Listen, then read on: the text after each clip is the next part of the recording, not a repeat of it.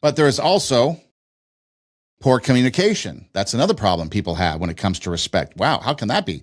How can poor communication and respect, well, disrespect often shows up through tone, timing, body language, sarcasm, dismissiveness, and interrupting.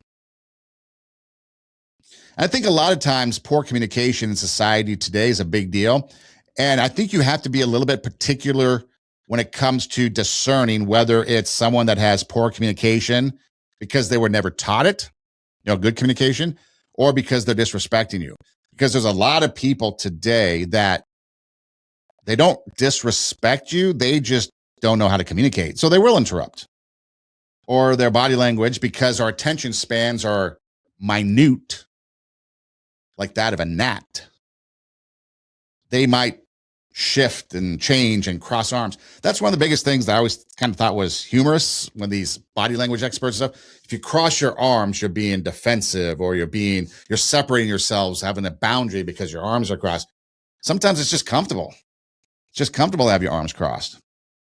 So again, when it comes to poor communication and disrespect, just be careful that you're not misreading the situation.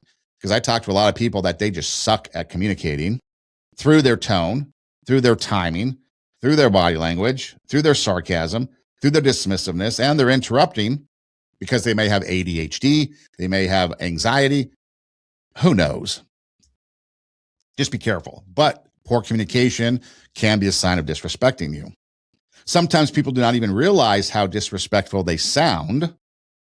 They may say, I was just being honest, or something like along that lines.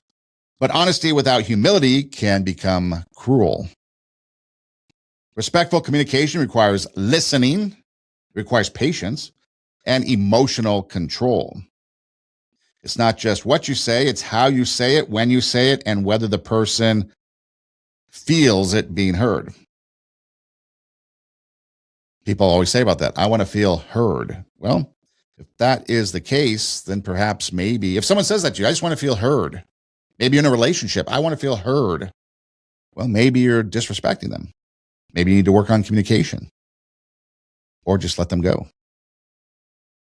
And the sixth is double standards when it comes to respect, and what people suffer from, or the problems they face is a double standard. Respect breaks down when people apply one standard to themselves and another to everyone else. We all know about that. Double standards are bad. For an example, I can be late, but you better be on time. I can make mistakes. You should know better. I can raise my voice, but you need to calm down. You ever say calm down to a woman that's a little not calm? Good luck with that. But yeah, double standards. Boss, are you showing up on time? Or are you late?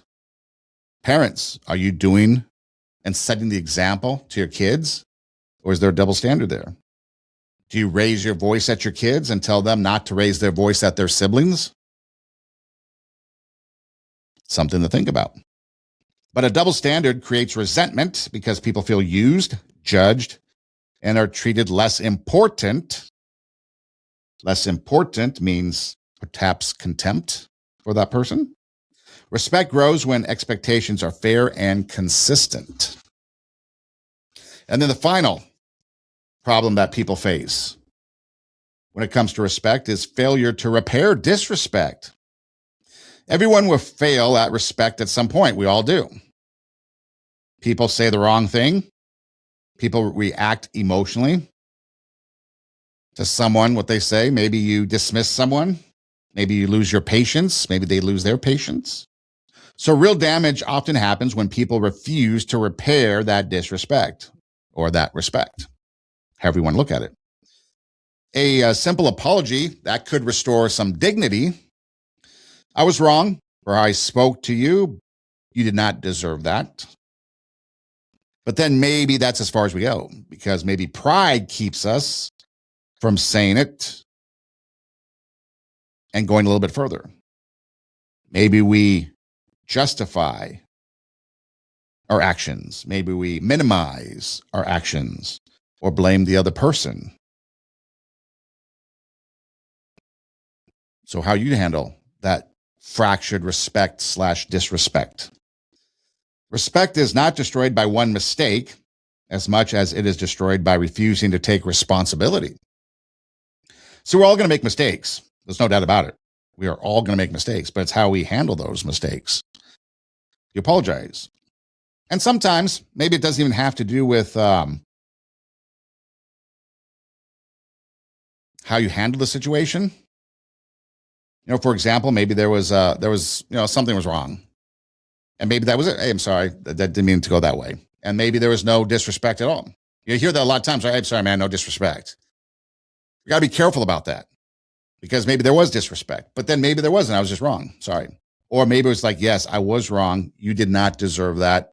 I disrespected you. I apologize for that. I did not show you dignity. I did not display or I did not value you. I did not consider your worth. My attitude, my behavior towards you, and what I did directed towards you was bad. I apologize for that. That would take swallowing your pride, sucking it up, and taking care of business. So when it comes down to it, the bottom line, the biggest respect problems are not just about manners. They're about character. It comes down to character. Respect requires humility. Absolutely. Self-control, fairness, empathy. Got to have boundaries. And of course, accountability. And these are some big words that a lot of people either don't truly understand or don't really adhere to. Respect requires humility, self-control, fairness, empathy, boundaries, and accountability. It means treating people with dignity even when emotions are high, disagreements are sharp, or authority is involved.